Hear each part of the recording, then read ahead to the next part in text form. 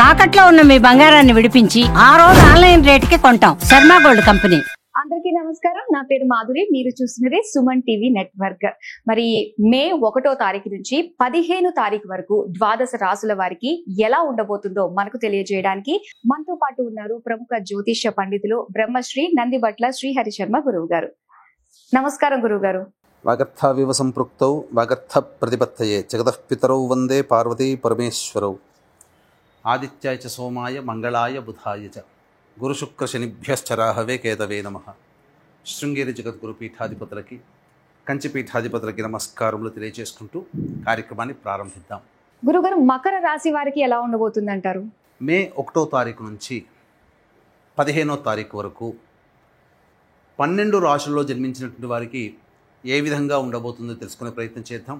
ముందుగా ఈ 12 రాశుల్లో జన్మించినటువంటి వారికి 1వ తారీఖు నుంచి 15వ తారీఖు వరకు ఏ రోజుల్లో ఆదాయం బాగుంటుంది, ఏ రోజుల్లో ఖర్చులు అధికంగా ఉంటాయి, ఏ రోజుల్లో మానసిక ప్రశాంతత లోపిస్తుంది, ఎప్పుడు ఎలాంటి నిర్ణయాలు తీసుకోవాలి అనేటువంటి విషయాల గురించి క్లుప్తంగా తెలియజేసుకునే ప్రయత్నం చేద్దాం. ఇక వీక్షించేటువంటి ప్రేక్షకులు కూడా గమనించాల్సిన అంశం ఏంటంటే, ప్రధానంగా గ్రహాలన్నీ కూడాను మారబోతున్నాయి ఈ మే మంత్లోనే. మే 14వ తారీఖు రోజున గురువు మిథున రాశిలోకి ప్రవేశం చేస్తున్నాడు. అలాగే కొన్ని పంచాంగాలలో 16వ తారీఖు మరియు కొన్ని పంచాంగాల్లో 18వ తారీఖు రోజున రాహువు మీనరాశి నుంచి కుంభరాశిలోకి, కేతువు కన్యా రాశి నుంచి సింహరాశిలోకి ప్రయాణం చేయడం జరుగుతుంది. కాబట్టి ప్రధానమైనటువంటి గ్రహాలు గురువు, రాహువు, కేతువు ఈ నెలలోనే మార్పు చెందబోతున్నారు. కాబట్టి దీని ప్రభావము భవిష్యత్తులో అనగా వచ్చే మే 15వ తారీఖు తర్వాత జరిగేటువంటి సంఘటనలకి మే 1వ తారీఖు నుంచే నాంది కాబోతుంటాయి. కాబట్టి ఈ మే 15 తర్వాత జరిగేటువంటి మార్పులకి 1వ తారీఖు నుంచే శ్రీకారం చుట్టబోతాయి. కాబట్టి గ్రహాలన్నీ కూడాను మార్పులు అనేటువంటివి ఉంటాయి. కాబట్టి జాగ్రత్తగా గమనించగలరు. ఇక మన గ్రహాల యొక్క స్థితిగతులు చూసుకున్నట్లయితే మేషంలో రవి, అలాగే వృషభంలో గురువు, కర్కాటకంలో కుజుడు, కన్యలో కేతువు, మీనంలో శుక్రుడు, బుధుడు, శని, రాహువు. బుధుడు 7వ తారీఖు నుంచి మేషరాశిలోకి ప్రవేశం చేస్తాడు. మే 1వ తారీఖు నుంచి 15వ తారీఖు వరకు మకర రాశిలో జన్మించినటువంటి వారికి ఏ విధంగా ఉండబోతుందో తెలుసుకునే ప్రయత్నం చేద్దాం. 3వ స్థానంలో శుక్రుడు, శని, రాహువు, బుధుడు. ఈ గ్రహ ప్రభావం వలన మీరు ఆత్మస్థైర్యంతో అనగా కాన్ఫిడెన్స్ లెవెల్స్తో మీరు అనుకున్నటువంటి పనులన్నీ ముందు చేసుకోగని ముందుకు వెళ్ళగలుగుతారు. తద్వారా అనుకున్నటువంటి పనులలో ఎదుటి వాళ్ళ మీదో మానసికంగా మీది పైచేయి ఉంటుంది. కాబట్టి తెలివితేటలతో మీ యొక్క పనులని పూర్తి చేసుకునే అవకాశాలు మీకు గోచరమవుతాయి. నూతన వ్యక్తుల పరిచయము, ప్రత్యేకంగా నూతన స్త్రీల పరిచయము ఈ యొక్క మకర రాశికి ఈ 15వ తారీఖు లోపల ఉండబోతుంది. కాబట్టి అన్ని విధాలుగా అనుకూలంగా ఉండేటువంటి సమయం చెప్పవచ్చు. ముఖ్యంగా ఏలిన నాడి శని దోష ప్రభావం నుంచి బయటపడినటువంటి రాశిగా సహాయ సహకారాలు అన్నీ చక్కగా ఉంటాయి.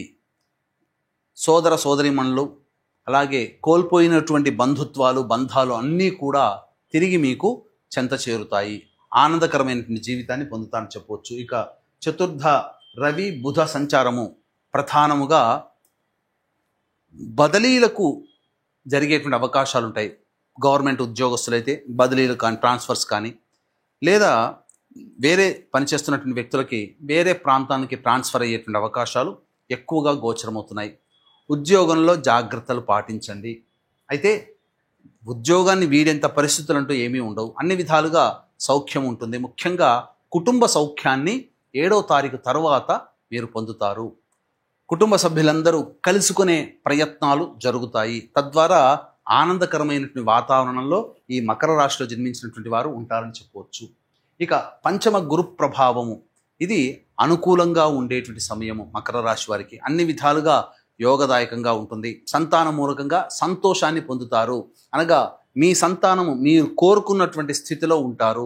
వారి వల్ల మీకు మంచి పేరు అనేటువంటిది వస్తుంది. వాళ్ళకి పొందే విద్యార్థులైతే వాళ్ళకి పొందే విజయం తల్లిదండ్రులకి ఆనందాన్ని కలగచేస్తుంది. అలాగే ఈ యొక్క రాశిలో జన్మించినటువంటి విద్యార్థులకి అనుకూలమైనటువంటి పరిస్థితి. కాంపిటేటివ్ ఎగ్జామ్స్లో వాళ్ళు సునాయాసంగా వాళ్ళు అనుకున్నటువంటి ర్యాంకుని పొందగలుగుతారని చెప్పవచ్చు.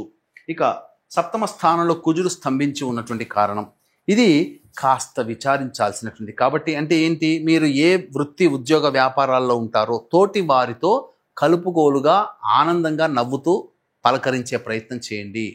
బెట్టుగా ఉంటే అది మీకే మోసము. ఎదుటి వాళ్ళతో వాగ్వివాదాలు జరిగేటువంటి అవకాశాలు ఉంటాయి. కాబట్టి అది గుర్తించి మొగ్గలోనే తుడిచివేయడం అనేటువంటి అలవాటు చేసుకుంటే ఈ కుజగ్రహ ప్రభావం నుంచి చాలా మటుకు మీరు బయటపడతారు అని చెప్పవచ్చు. ఇక జీవిత భాగస్వామి స్త్రీ అయినా పురుషుడైనా ఎవరైనా కానీ వారితో ప్రేమ ఆప్యాయతతో మెలగండి, గౌరవ మర్యాదలతో ఉండండి. ఎందుకంటే ఎన్ని పనుల నుంచి వచ్చినా ఇంటికి రాగానే ఇంట్లో ఉన్న భాగస్వామి అనునయము, ప్రేమ ఇవి ఉంటే ఆ వ్యక్తికి స్త్రీ అయినా పురుషుడైనా ఆనందంగా జీవించగలుగుతాడు. కాబట్టి అటువంటి ఇంట్లో సంతోషం ఉండాలి అని అంటే మీ జీవిత భాగస్వామితో ఆనందంగా ఉండేటువంటి ప్రయత్నం చేయండి. ఇక నవమ స్థానంలో కేతువు, ఇవన్నీ కూడాను యోగించేటువంటి పరిస్థితులే. కాబట్టి ఖచ్చితంగా ఈ యొక్క 15వ తారీఖు లోపల దేవతా దర్శనం, దేవతా స్థలాలకి దర్శించడం, లేకపోతే మత పెద్దలని సందర్శించడం, వారి ఆశీర్వచనలు తీసుకోవడం అనేటువంటి జరుగుతుంది. ఏదో ఒక పూజా విధాన కార్యక్రమాల్లో మీరు నిమగ్నమై ఉంటారు అని చెప్పవచ్చు. అన్ని విధాలుగా ఏతావాత చెప్పొచ్చేది ఏమిటంటే ఈ యొక్క మకర రాశిలో జన్మించినటువంటి వారికి సంపూర్ణమైన యోగ్యతా కాలంగా చెప్పవచ్చు. వివాహం కావాల్సినటువంటి అబ్బాయిలకి అమ్మాయిలకి వివాహ సంబంధాలు కుదిరే అవకాశాలు కూడా గోచరమవుతున్నాయి. అలాగే సంతానం కోసం ఎదురు చూసేటువంటి వ్యక్తులు చక్కటి వార్త వింటారు, ఆనందకరమైనటువంటి జీవితాన్ని పొందుతారు. అన్ని విధాలుగా అనుకూలంగా ఉంటుంది. విద్యార్థులకి అన్ని విధాలుగా యోగదాయకంగా ఉంటుందని చెప్పవచ్చు. ఇక అన్ని వృత్తి ఉద్యోగ వ్యాపారాల్లో ఉన్నటువంటి వాళ్ళకి ధనాదాయము సాధారణం కంటే ఎక్కువగానే ఉంటుంది. కాబట్టి ఆనందకరంగా జీవిస్తారని చెప్పవచ్చు. ఇక మహావైశాఖి అంటే వైశాఖ పౌర్ణమి ఈ నెల 12వ తారీఖు రోజున ప్రధానంగా ప్రేక్షకులందరూ కూడా పితృదేవతల యొక్క అనుగ్రహాన్ని పొంది సముద్ర స్నానం చేసినట్లయితే అనేక దోషాల నుంచి విముక్తి అవుతారని చెప్పి మనకు చెప్పబడి ఉంది. సాక్షాత్తు విష్ణువే ఆరాధనాపూర్వకంగా ఉండేటువంటిది. కాబట్టి ఇటువంటి వైశాఖ పౌర్ణమి రోజున తండ్రి వైపు 6 తరాలు, తల్లి వైపు 3 తరాలలో ఏవైనా దుర్మరణాలు అంటే road accident, fire accident, suicide attempt, నదిలో బావిలో పడి చనిపోవడం, ఇంట్లోంచి వెళ్ళిపోవడం, లివర్ ఫెయిల్యూర్, కిడ్నీ ఫెయిల్యూర్, క్యాన్సర్తో చనిపోవడం, అలాగే 60 సంవత్సరాల లోపల కుటుంబ సభ్యులు ఏ విధంగా చనిపోయినా, పిండ ప్రదానాలు కుటుంబంలో చేయలేకపోయినా అవన్నీ పితృశాపాలు, స్త్రీ శాపాలు, సర్పశాపాలు, దైవశాపాలుగా, గురుశాపాలుగా చెప్పబడి ఉన్నాయి. కాబట్టి ఇటువంటి శాప నివృత్తికి మన కార్యక్రమాలు 12వ తారీఖు రోజున చేస్తున్నాము. ఇటువంటి శాప ప్రభావం వలన కుటుంబంలో ఎటువంటి శుభకార్యాలు జరగవు, వివాహాలు జరగవు, అనుకున్నటువంటివన్నీ కూడాను అన్నీ నోటి దాకా వచ్చి వెనక్కి వెళ్ళిపోతుంటాయి. ఒక చక్కటి ఉద్యోగంలో ఉండరు, తరచూ యాక్సిడెంట్స్కి గురవుతుంటుంటారు, కుటుంబ సభ్యుల మధ్య ఒక ప్రేమ ఆప్యాయతలు ఉండవు, ఏ పని తలపెట్టినా ఆ ముందు అడుగు వెనక 2 అడుగులు అన్నట్టుగా ఉంటుంది తప్ప ఏది కూడా ఒక పట్టాన పూర్తి కాదు. ఇటువంటి సమస్యలతో బాధపడుతున్నటువంటి వాళ్ళు నా మాట విని ఒక్కసారి ఈ యొక్క శాప నివృత్తి కార్యక్రమం పాల్గొని శాప నివృత్తిని జరిపించుకొని తప్పకుండా మీ జీవితంలో మంచి ఉన్నతమైనటువంటి స్థానానికి చేరుకోగలుగుతారని చెప్పడంలో ఏమాత్రం సందేహం లేదు. అయితే ఇప్పుడున్నటువంటి ప్రస్తుత సమాజంలో ప్రతి వృత్తి, ఉద్యోగం, వ్యాపారంలో మంచి చెడు ఉన్నట్టుగానే ఈ పూజల పేరిట ముఖ్యంగా మనకు భగవంతుడు ప్రసాదించింది 27 నక్షత్రాలు. ఆ 27 నక్షత్రాలలో కొన్ని నక్షత్రాలు గండ నక్షత్రాలు. ఆ నక్షత్రంలో జన్మిస్తే నక్షత్ర జనన శాంతి చేసుకోమని మనకు శాస్త్రం చెప్పబడింది. కానీ ధనార్జనే ధ్యేయంగా కొంతమంది ఈ మధ్య ఉన్న 27 నక్షత్రాల్లో 19 నక్షత్రాల పేర్లు చెప్పి ఆ 19 నక్షత్రాలలో పుడితే శాప ప్రభావాలతో జన్మిస్తారు అని చెప్పి జనాలని భయభ్రాంతులకు గురి చేస్తున్నారు. ఒక కుటుంబంలో 4 ఉంటే ఆ 19 నక్షత్రాల్లో ఎవరో ఒకరు ఆ నక్షత్రంలో ఉంటారు. కాబట్టి ప్రతి వాళ్ళు కూడా అమ్మో ఏదో దోషం ఉంది, మా కుటుంబానికి ఏదో శాపం ఉంది అని చెప్పి భయపడి అవసరం ఉన్నా లేకపోయినా ఈ పూజలని బలవంతంగా వాళ్ళ మీద భయభ్రాంతులకు గురి చేసి చేయిస్తున్నారు. అటువంటి వాళ్ళ మాటలు నమ్మి మోసపోకండి. అంతేకాకుండా ఇంకా హేయమైనటువంటి విధానం ఏంటంటే, ఉదాహరణకి చెప్తాను. ఒకప్పుడు కాదు, ఎప్పుడైనా సత్యనారాయణ స్వామి వ్రతం చేస్తే కనీసం 3 గంటలు పడుతుంది. అటువంటిది ఈ రోజుల్లో అరగంట సత్యనారాయణ స్వామి వ్రతాన్ని పూర్తి చేసి తూతూ మంత్రంగా పురాణోక్తంగా చేసి పంపిస్తున్నారు. అదే విధానంగా ఈ పూజలకి కూడా, ఈ శాప నివృత్తి పూజలకి 3 నుంచి 4 గంటలు పడుతుంది. అటువంటి కార్యక్రమాన్ని పురాణోక్తంగా అశాస్త్రీయముగా 45 నిమిషాలు లేదా గంటలో ఈ కార్యక్రమాన్ని తుడిచిపెట్టి పంపించేస్తున్నారు. తీరా చూస్తే వాళ్ళ జాతకాల్లో ఇంత చేసినా ఆ పితృదోషము తొలగలేదు అనే రిపోర్టే వస్తుంది. కాబట్టి ఇటువంటి మోసాలకి గురి కాకండి. ఎందుకంటే ముందుగా మేల్కోవాల్సింది ప్రేక్షకులే. చేసేవాడు, మోసం చేసేవాడు ఎలాగో ఉంటాడు. మోసాలు చేసేవాడి బారిన పడకుండా ఉండడమే మన కర్తవ్యంగా భావించుకోవాలి. అందుకనే 2013 నుంచి నిజాయితీగా ఇటువంటి కార్యక్రమాలు మచ్చ లేకుండా చేయించడం జరుగుతుంది. అవకాశం ఉన్న వాళ్ళు చక్కగా ఇటువంటి అసందర్భపు అసత్య ప్రచారాల జోలికి వెళ్లకుండా, భయభ్రాంతులకు గురి కాకుండా, ఈ చెప్పినటువంటి సమస్యలే మీకుంటే ఈ కార్యక్రమంలో పాల్గొనే ప్రయత్నం చేయండి. తప్పకుండా మీకు శాప నివృత్తి జరిగి మీరు ఆనందకరంగా జీవిస్తారని చెప్పవచ్చు. మరి ఈ రాశిలో జన్మించినటువంటి స్త్రీలకు ఎలా ఉండబోతుంది అంటారు? ఇక గమనించుకున్నట్లయితే ఈ యొక్క రాశిలో జన్మించినటువంటి మహిళలకి కోల్పోయినటువంటి స్థానంలోనే గౌరవ మర్యాదలు లభిస్తాయి. కుటుంబ సభ్యులు మీ మాటకి విలువిస్తారు, మీకు బాధ్యతలను అప్పజెపుతారు.